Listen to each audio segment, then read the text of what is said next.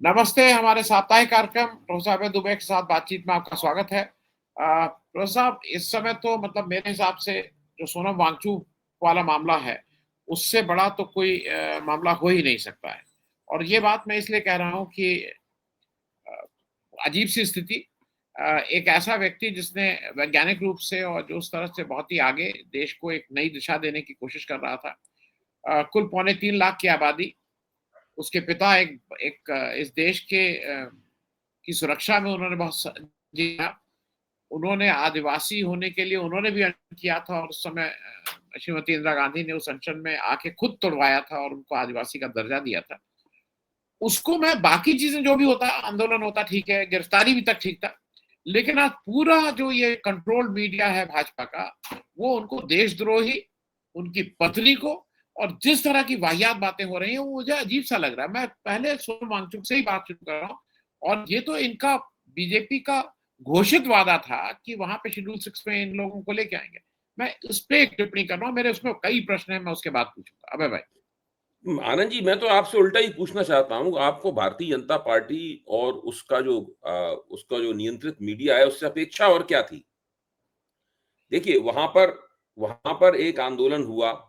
आंदोलन सरकार ने जो आश्वासन दिया था, उसको लागू करने के लिए हो रहा था। आंदोलन पूरी तरीके से शांतिपूर्ण था। लेकिन अगर उस आंदोलन की बात ये लोग मोदी सरकार मान लेती, तो उसका श्रेय पूरा सोनम वांगचुक को जाता। और मोदी जी अपने अलावा किसी को कोई श्रेय देना नहीं चाहते हैं। और आंदोलन के नेता को तो किसी कीमत पे नहीं देना चाहते हैं श्रेय। इसलिए उन्होंने उसको उनकी बात नहीं मानी और उसको वो टालते रहे। लगातार टालते रहने से फिर कुंठा पैदा होती है आंदोलनकारियों में, नौजवानों में कुंठा पैदा होती है, वो थोड़े आक्रामक हो जाते हैं। तो फिर उसके बाद इस दबी हुई कुंठा का जो विस्फोट हुआ, उसमें भारतीय जनता पार्टी का दफ्तर जला दिया गया, क्योंकि वहां आंदोलनकारी साफ समझ रहे थे कि ये तो जानबूझ के हमारे साथ शरारत हो रही है। अब उनका दफ्तर जब जला दिया गया, अब उनको मौका मिल गया उसका दमन करने का। तुरंत सोनम वांगचुक ने कहा था कि ये शांतिपूर्ण आंदोलन की विफलता है। ये शांतिपूर्ण आंदोलन को जानबूझ के विफल किया गया है, विफलता नहीं है, जानबूझकर उसको विफल किया गया है। तो ये पूरा इस तरीके से पूरा ये एक तरह का प्रपंच है जो इन लोगों ने रचा है। और वो आंदोलनकारी हिंसा के उसमें चले गए। आपको ध्यान होगा कि जब संपूर्ण क्रांति आंदोलन चल रहा था और जेपी नौजवानों की छात्रों की सभाओं को संबोधित कर रहे थे, तो उसमें से अचानक एक मीटिंग में लोग अचानक जोर से क्रांति के और संघर्ष के और हथियारबंद संघर्ष वगैरह के नारे लगाने लगे। जेपी ने बहुत नाराज होकर कहा कि आपके आंदोलन को पल भर में कुचल दिया जाएगा, आप कुछ भी नहीं कर पाएंगे। तब फिर वो चुप हुए। लेकिन अब सवाल इस बात का है कि सोनम वांगचुक वहां बहुत प्रभावी हैं, बहुत लोकप्रिय हैं और मैं भी उनकी बड़ी प्रशंसा करता हूं। बहुत सराहनीय सराहनीय व्यक्ति हैं और सरकार उनके साथ जो कर रही है वो घोर अन्याय है, झूठ बोल रही है, एक झूठा नैरेटिव चलाया जा रहा है। जब जब धारा 370 वाला काम किया था अमित शाह ने संसद में, उसमें लद्दाख को जो दर्जा प्राप्त हुआ था, उसके बाद सोनम वांगचुक ने एक बयान दिया था और उस बयान में उन्होंने मोदी जी को बधाई दी थी। उन्होंने कहा आपने बिल्कुल ठीक किया, लेकिन साथ में उन्होंने मोदी जी को चेतावनी भी दी थी। उसी बयान को आप देखिए, उस बयान में एक चेतावनी भी थी, बड़े नरम से मोदी जी की सराहना करते हुए चेतावनी थी कि यहाँ पे लोगों में एक ये भी भावना है कि जो लद्दाख को जो दर्जा दिया जा रहा है, दरअसल इस दर्जे के जरिए लद्दाख का जो लद्दाख की जो एक प्राकृतिक समृद्धि है, उस समृद्धि का किस तरीके से दोहन किया जा सके उद्योगपतियों के लिए और कारपोरेट पूंजी के लिए। लोगों को ये भी डर है कि कहीं ऐसा ना होने लगे। तो वो सोनम वांगचुक ने मोदी की प्रशंसा की थी और उस बात को भाजपा ने हाथों हाथ भी लिया था, लेकिन उसके अंदर एक चेतावनी भी थी कि वो ऐसी बात नहीं है कि हम आपकी तारीफ कर रहे हैं तो हम आप जो काम करेंगे उसके खिलाफ हम आंदोलन नहीं करेंगे। और वो हुआ भी। और ये जो मोदी जी ने सोनम वांगचुक की जो एनएसए में गिरफ्तारी की है और उनको जोधपुर ले गए हैं वहां से हवाई जहाज में बैठाकर, इसकी सारी दुनिया में निंदा होगी। मोदी सरकार की साख और इससे गिरेगी। और मैं तो हमेशा कहता हूं कि ये एक ऐसी सरकार है जो कि निर्वाचित निरंकुशता स्थापित कर रही है देश में। इलेक्टेड ऑटोक्रेसी जो है वो देश में स्थापित कर रही है, क्योंकि ये निर्वाचित होकर आई है लोकतांत्रिक तरीकों से।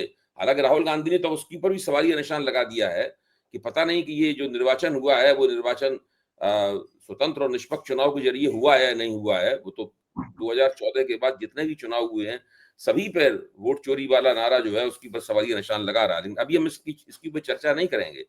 मैं सरकार को निर्वाचित निरंकुश सरकार बोलता हूँ। ये इलेक्टेड ऑटोक्रेसी है, और ये इस तरह के कार्रवाई ये हर आंदोलन के साथ करते हैं, करेंगे और आगे भी करेंगे। इनका यही ड्रामा नाटक होता है, मतलब। और हर जगह कहीं वो आई लव मोहम्मद वाले सवाल के ऊपर हंगामा कटवाया जा रहा है, फिर ये यहाँ पे ये हो रहा है। पूरे देश को, पूरे समाज को, सब जगह सबको उथल पुथल में रखते हैं। कहीं शांति नहीं रहने देते हैं। कोई भी ईमानदाराना मांग हो उसको मानते नहीं है। बहुत अलग तरह की सरकार है ये। ऐसी सरकार देश में कभी नहीं आई।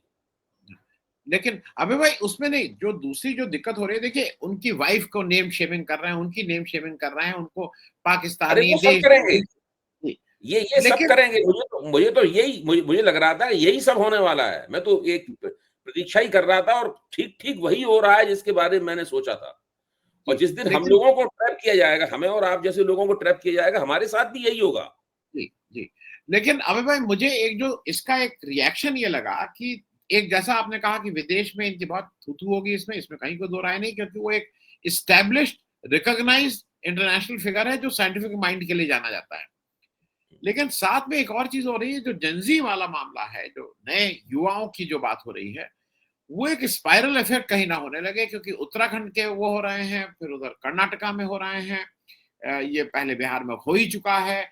मैं इसलिए कह रहा हूँ कि उसका एक एक इफेक्ट है। और नेपाल, ये डर आपका बिल्कुल जायज है। जब भी आंदोलनों का दमन होता है, तब जेनजी जो है, जेनजी की प्रकृति जो है, जनरेशन जेड की प्रकृति जो है ना, बदल जाती है। वैसे आमतौर पर वो लोग कोशिश करते हैं कि वो लोकतांत्रिक तरीके से आंदोलन करें, लेकिन जब वो आंदोलन का दमन होता है, उसके बाद में फिर थोड़ा सा उनकी जो कार्रवाई करने की सार्वजनिक जीवन में जो गतिशीलता है, वो थोड़ी सी पटरी से उतर जाती है। और मैं समझता हूं कि भारत जिस तरह का देश है और भारत की सरकार जिस तरह की है, उसमें नेपाल वाला पैटर्न अगर आएगा, भले ही थोड़ा ऐसे लद्दाख में तो आया ना नेपाल वाला पैटर्न, थोड़ा झलक तो नेपाल वाली पैटर्न की है ना वहां पे। तो नेपाल वाला पैटर्न अगर आएगा, तो फिर जैन जी को बहुत बड़े पैमाने पर दमन का सामना करना पड़ेगा। उसका अंत में नुकसान सरकार का ही होगा, लेकिन उसमें आंदोलनकारियों को बड़े अत्याचार का सामना करना पड़ेगा। इसलिए यहाँ पे जैन जी के जो भी नेता हैं, एक तो खास बात यह है कि इसका कोई संगठन नहीं होता है। ये सब बड़ा बिखरे हुए तरीके से काम करते हैं, और कोई ऐसा नहीं है कोई एक नोमेनक्लेचर हो उसके तहत वो काम कर रहे हो, उसकी कोई कमेटी हो और उसका कोई एक नेता हो, ऐसा तो होता नहीं है। सोनम वांगचुक ऐसे नेता और दूसरे नेता जिनकी इनकी भी प्रतिष्ठा है, वो उनसे अपील कर सकते हैं, हो सकता है वो अपील की तरफ ध्यान दें। लेकिन भारतीय स्थिति इस किस्म की है कि वहां पर अगर जैन जी ने नेपाल का रास्ता अपनाया या उस तरफ जाते हुए दिखे, तो इनको बहुत ही कठोर दमन का सामना करना पड़ेगा, बहुत ही कठोर दमन। उसका कारण यह है कि भारत में जितने भी राजनीतिक दल हैं, चाहे क्षेत्रीय स्तर के हो या राष्ट्रीय स्तर के, बड़े मजबूत राजनीतिक दल, उन्होंने हर समुदाय के जो राजनीतिकृत पॉलिटिसाइज नौजवान हैं, उन सबको गोलबंद कर रखा है। सारी पार्टियों के अपने यूथ ऑर्गेनाइजेशन है, सारी पार्टियों के अपने स्टूडेंट ऑर्गेनाइजेशन है, उन सबको उन्होंने गोलबंद कर रखा है।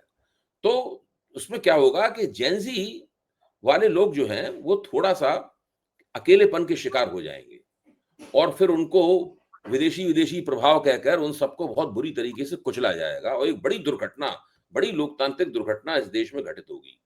इसलिए मैं तो अपील यही करूंगा कि किसी भी तरीके से नेपाल वाला पैटर्न, श्रीलंका वाला पैटर्न या बांग्लादेश वाला पैटर्न भारत में नहीं दिखना चाहिए। इंडियन स्टेट अभी टूटने नहीं जा रही है। इंडियन स्टेट बहुत मजबूत, भारतीय राज्य बहुत ही शक्तिशाली राज्य है।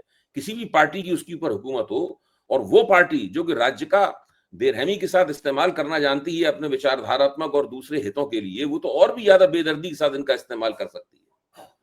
तो भारतीय राज्य में और श्रीलंका में जो स्टेट थी, नेपाल में जो स्टेट थी, बांग्लादेश में स्टेट थी, उनमें बहुत फर्क है। जी, अभी मैं एक और चीज की तरफ ध्यान इसलिए खींच रहा हूं कि वो एक चीज हुई, उसका बहुत डिस्कशन नहीं हुआ मोदी जी उससे। जो ट्रम्प तो लगता है जैसे कोई ठंडा लेके आपके पीछे लग गया हो। मतलब कल उन्होंने 100% लगा दिया फार्मा के ऊपर। और भारत क्यों नहीं मोदी जी साफ-साफ जाके आमने-सामने बैठ के बात कर रहे हैं? वो पाकिस्तान का के प्रधानमंत्री वहाँ जा रहे हैं, उनको मतलब वो सारी चीज़ें हो रही हैं। हमारे प्रधानमंत्री सामने जाके 2 टूक आमने-सामने, क्योंकि इससे खराब हो नहीं सकता है कुछ। बात क्यों नहीं कर रहे हैं? ये उससे अब क्यों तो और भाग भी रहे हैं? खराब होगा। आनंद जी, जी, अभी और भी खराब होगा। उसका कारण है, अभी और भी खराब होगा। मेरा अपना आकलन ये है और मुझे यकीन है कि आप मेरे आकलन से सहमत भी होंगे। मेरा आकलन ये है कि एशिया प्रशांत क्षेत्र में जो भारत की एक महत्वाकांक्षा थी कि वो एक ताकत के रूप में उभरे, अभी से नहीं लंबे अरसे से, मोदी जी के आने से पहले से महत्वाकांक्षा थी। भारत एक जी, ताकत के रूप में उभरे। ताकत के रूप में उभर भी रहा है। इसी को भारत विश्व शक्ति कहा जाता है। विश्व शक्ति कभी भी नहीं था, लेकिन एशिया प्रशांत क्षेत्र में भारत एक नंबर 1 की ताकत के रूप में उभरे। ये एक कोशिश थी। इसी के लिए जो मनमोहन सिंह में और बुश के बीच में समझौता हुआ था, वो दरअसल उसी उसी रास्ते पर जाने की कोशिश थी। मेरा ऐसा मानना है। जी, इन्होंने क्या किया है कि अब अमेरिका ने, ट्रंप ने ये तय कर लिया है कि भारत को उभरने नहीं देंगे और पाकिस्तान को उसके तोड़ के तौर पर स्थापित करेंगे और उसको मजबूत करेंगे। अब वहां पे अमेरिका का बेड़ा भी पहुंच गया है कराची की बंदरगाह में। जी, हाँ, मतलब वो ये जो 1971 में बांग्लादेश युद्ध के समय जो हो रहा था, उससे भी ज्यादा बुरी स्थिति है जी, इस वक्त। इस वक्त जी, उससे भी ज्यादा बुरी स्थिति है और उस वक्त तो इंदिरा गांधी बहुत जुझारू किस्म की महिला थी, तो उन्होंने अमेरिका की नहीं चलने दी। जगजीवन राम रक्षा मंत्री थे, इंदिरा गांधी प्रधानमंत्री थी, उन दोनों ने मिलकर नहीं चलने दी अमेरिका की। मोदी जी तो बहुत दब्बू किस्म के प्रधानमंत्री हैं। उनका 56 इंच का सीना वाला बिल्कुल एकदम जुमला है, जिस तरह वो बिल्कुल फर्जी किस्म का, कुछ कुछ 56 क्या, मतलब 56 इंच क्या, वो मेरा मानना है 56 मिलीमीटर का भी सीना नहीं है उनका। जी, तो जी। और ये उनकी स्थिति है। तो बिल्कुल अभी देखिए, अभी फार्मा पे 100% लगा दिया उन्होंने, ट्रंप ने, और बिल्कुल पाकिस्तान को उठा के अपने कंधों पे बैठा लिया है। जी, और पाकिस्तान के दोनों हाथों में लड्डू हैं। एक हाथ में चीन का लड्डू है और एक हाथ में अमेरिका का लड्डू है। जी, जी, चीन और अमेरिका एक दूसरे से बड़े होड़ कर रहे हो, लेकिन पाकिस्तान को दोनों सपोर्ट कर रहे हैं। आप देखिए, पाकिस्तान को भारतीय मिसाइलों के प्रहार से बचाने के लिए ट्रंप ने अपनी तरफ से संघर्ष विराम की घोषणा कर दी है। और चीन, पाकिस्तान भारत के सामने टिका रहा, इसलिए टिका रहा क्योंकि चीन का एयर डिफेंस सिस्टम उसके पास था। तो इस वक्त पाकिस्तान तो बहुत ही, पाकिस्तान की बल्ले बल्ले है। जी, जी, हाँ, और ये मोदी जी की दूरंदेशी का, इनकी विदेश नीति में दूरंदेशी नाम की कोई चीज है नहीं। जी, पहले से किसी भी चीज का, किसी परिस्थिति का कोई पूर्वानुमान लगा नहीं पाते हैं। जिसको अर्थशास्त्र की भाषा में, स्टॉक मार्केट की भाषा में हेजिंग कहते हैं, वो हेजिंग के बारे में जिन्हें कुछ, वो डिप्लोमेसी के क्षेत्र में हेजिंग के बारे में जिन्हें कुछ पता ही नहीं है। तो ये इनकी स्थिति है। जी।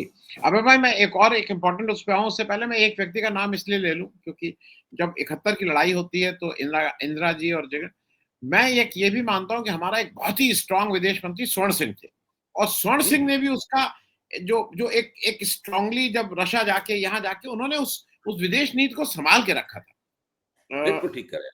जी, और मैं इन्होंने असल अगली में, इन्होंने क्या किया, आप आपकी बात ही जोड़ रहा हूं, इन्होंने क्या किया कि जब ये तीसरी बार इन्होंने शपथ ली, तो इन्होंने अपने आप को नियुक्त कर लिया कि ये रूस यूक्रेन वार खत्म कराने के लिए जाएंगे। तो इन्होंने सबसे बड़ी मूर्खता ये की कि ये यूक्रेन चले गए और जाके उन्होंने गलवैयां डाल दी जेलेंस्की के। इससे क्या हुआ कि रूस जो भारत के साथ रहता था हमेशा, वो खिलाफ तो नहीं हुआ लेकिन अनमना हो गया। उसके अनमनेपन के कारण जो है, अब रूस भी इनके साथ नहीं खड़ा हुआ है। मैं ये नहीं कह रहा हूं कि भारत विरोधी हो गया है? लेकिन वो अनमनापन आ गया ना, जो भारत के साथ एक नजदीकी और गर्मजोशी थी, वो खत्म हो गई। अनमनेपन का मतलब ही ये है कि गर्मजोशी खत्म हो जाती है। तो अब इनके साथ कोई भी नहीं है। चीन इनके जी, खिलाफ है। अ, अभी देखिए, अब संघाई सहयोग उसमें गए थे बैठक में, जैसे ही वहां से आए, उसमें पाकिस्तान को जो आतंकवाद विरोधी उनकी कमेटी है, उसका चेयरमैन बना दिया उसने।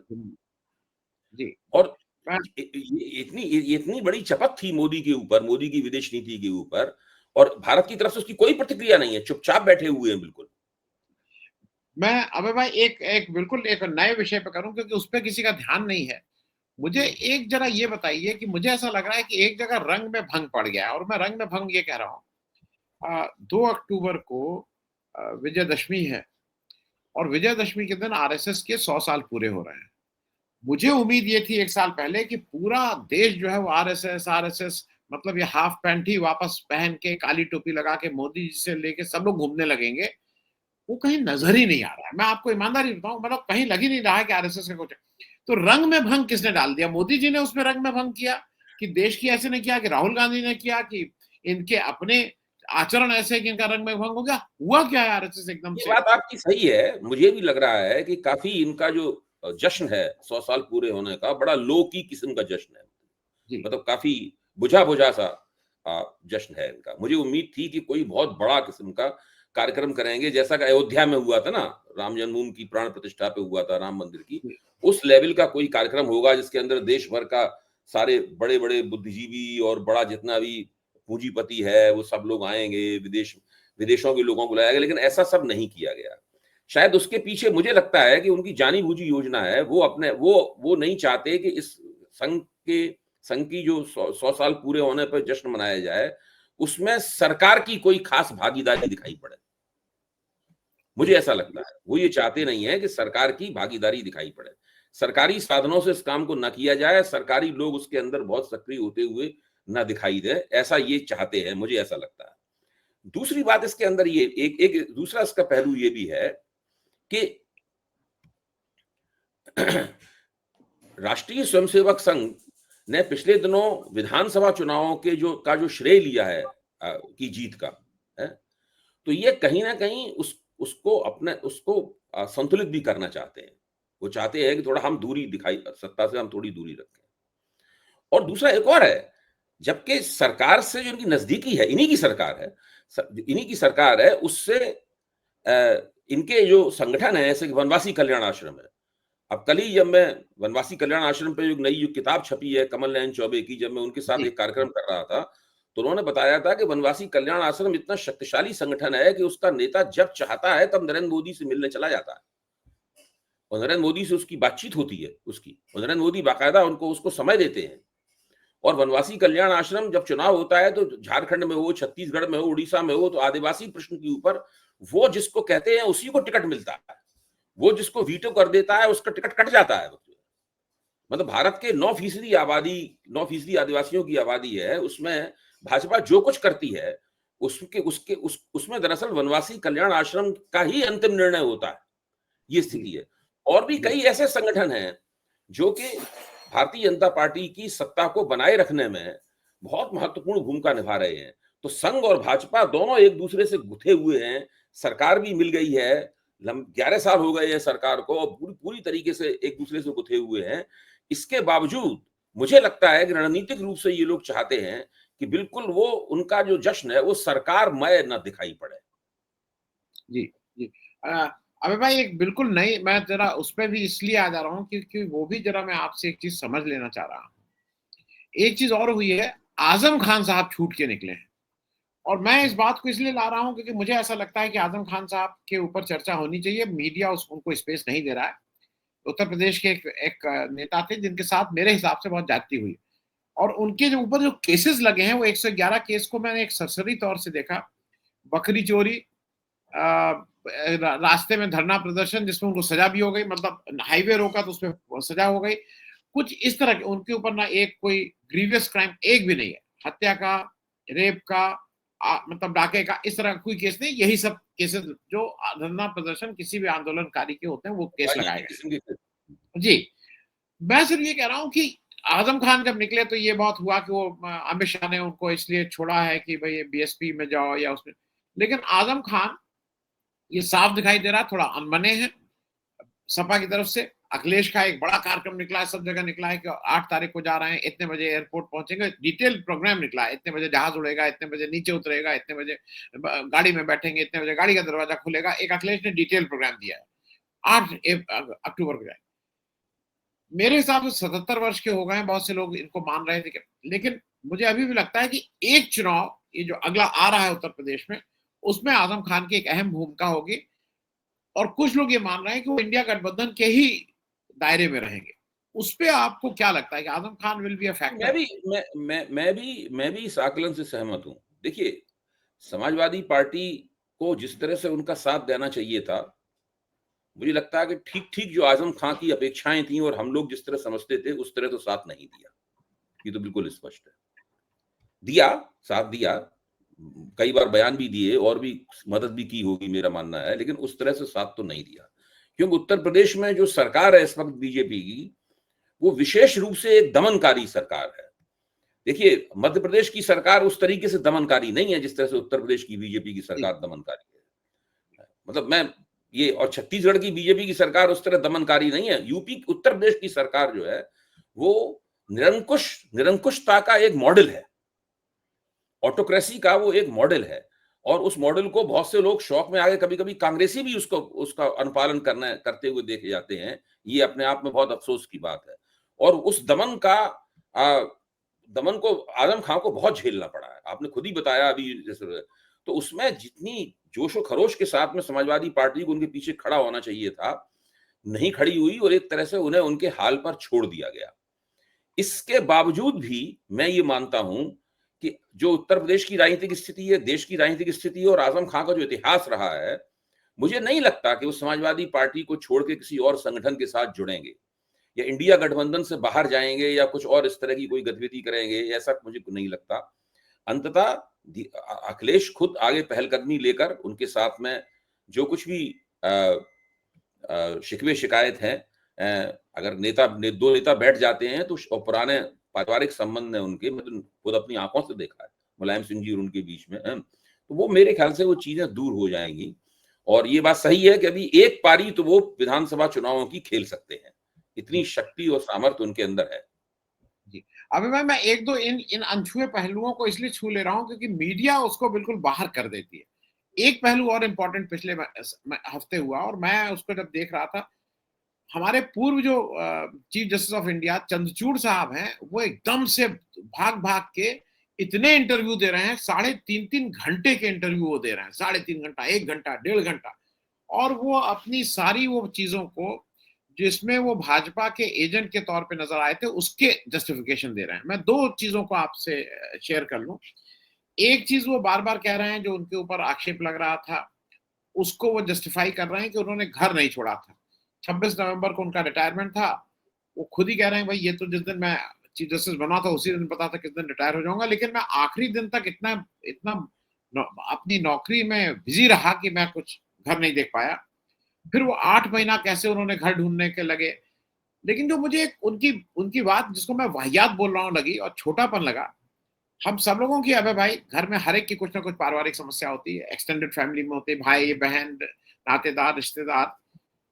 वो अपनी उनकी बच्चियाँ हैं और ईश्वर करे उनकी बच्चियाँ स्वस्थ हों, उन बच्चियों के जो थोड़ी मेडिकल की समस्या है, उसकी आड़ लेने लगे और मेरे हिसाब से ये बहुत घटियापन उन्होंने किया है। तो एक तो मैं एक टिप्पणी ये चाहूँगा कि चीफ जस्टिस ऑफ इंडिया 8 महीना क्यों? अरे भाई जब आपको पता था तो आप क्यों नहीं घर ढूँढ रहे थे? आप कह रहे हैं मुझे घर नहीं मिल रहा था और उन्होंने गवाही ने जब लिख के भेजा है, जो इस समय के current chief justice of India हैं, भारत सरकार को कि इनका घर भाई खाली कराया जाए, तब उन्होंने ये कमेंट दिया। तो एक तो मुझे इस पे एक टिप्पणी आपसे चाहिए। दूसरी एक टिप्पणी देखिए उनकी जी, जी, जी, जी, जी। आप पूरी बात कर लीजिए।